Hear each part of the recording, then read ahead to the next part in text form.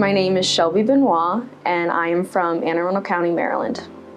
I was diagnosed with stage 2B triple-negative breast cancer at 22 years old.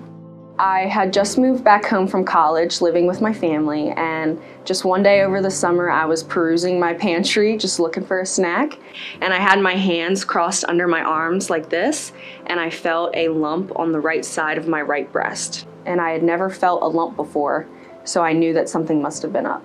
So I went ahead and called my GYN, and I went to see her, and she felt the lump and immediately raised a red flag and gave me the order form to go get an ultrasound.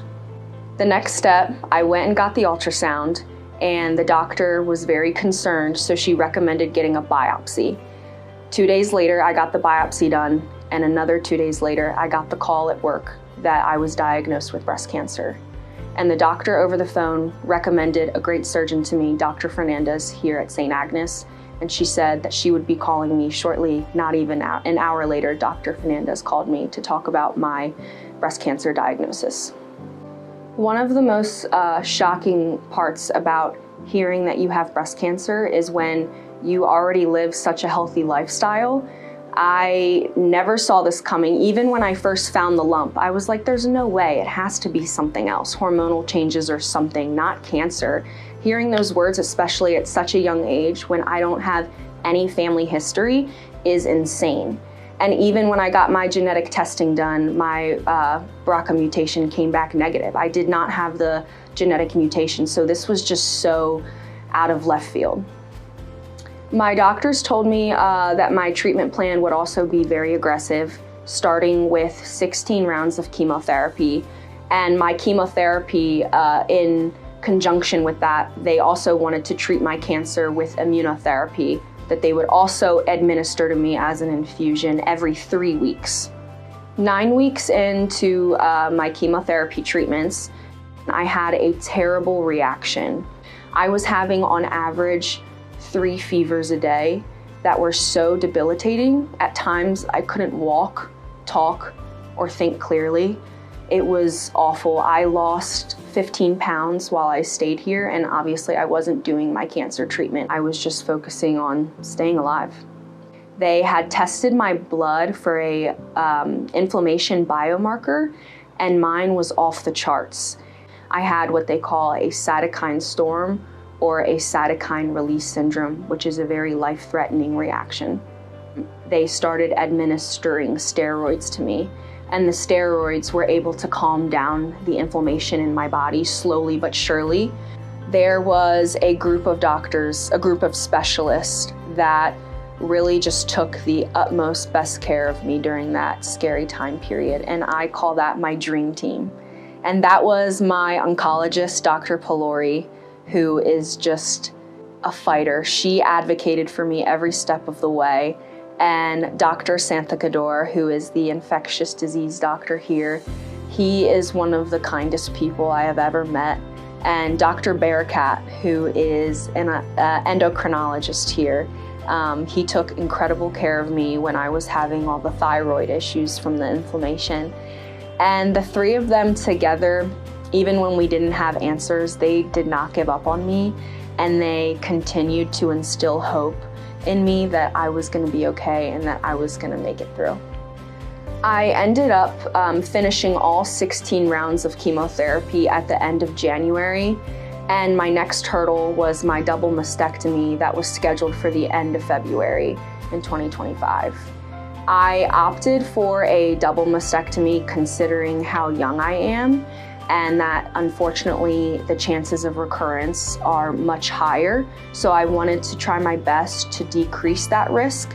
About a week after my double mastectomy, I was heading to a follow-up appointment at my plastic surgeon's office, Dr. Grace.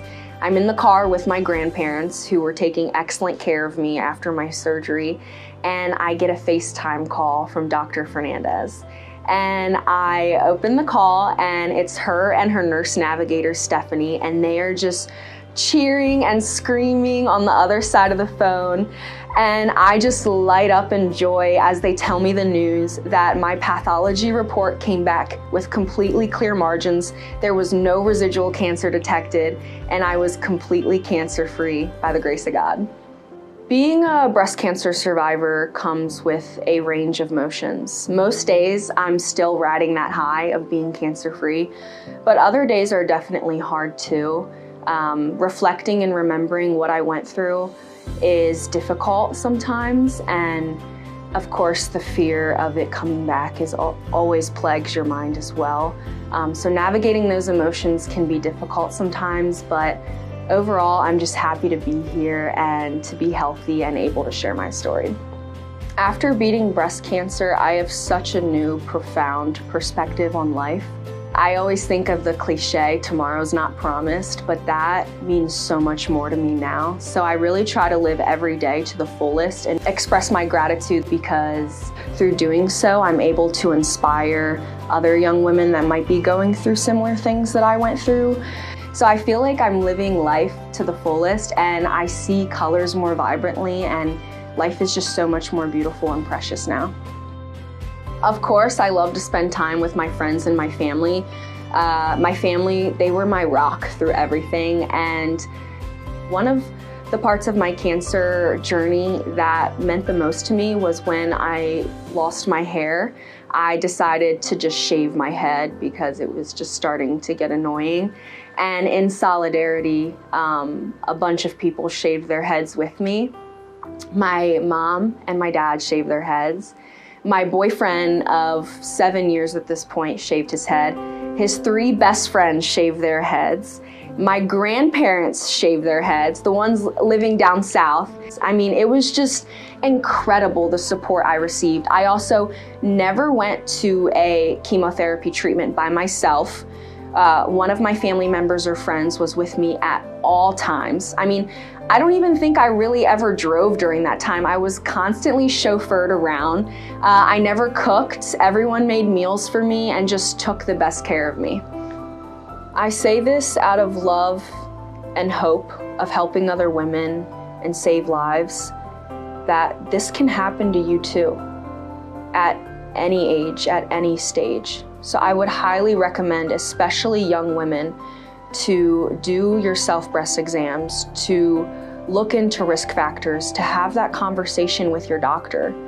Because even though mammograms may start at a late age, I am a testament that you can get cancer at any time. Any woman, regardless of your age, I would highly recommend coming to the Saint Agnes Breast Center. They are incredible, and they will take excellent care of you as they did for me.